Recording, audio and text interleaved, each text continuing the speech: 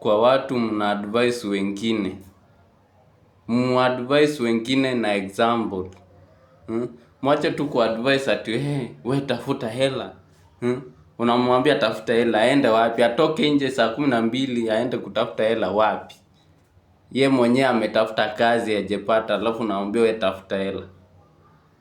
Mwingine unaambia wacha pombe itakuua, kuliko mnunulie soda tanki moja kwa nyumba.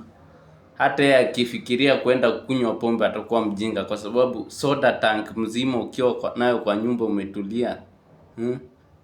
Lipia mtu rent, mwambie kaa kwa nyumba ufanye vitu fulani, usiende kwa bar huko ukunywe.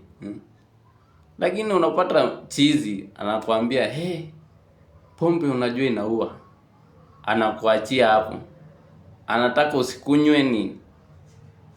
Ye mwenyewe ana hiyo pesa ya pombe, ye mwenyewe hata soda akunywi. Si ati hataki kunywa, lakini hakuna hamu, shida ni pesa hana.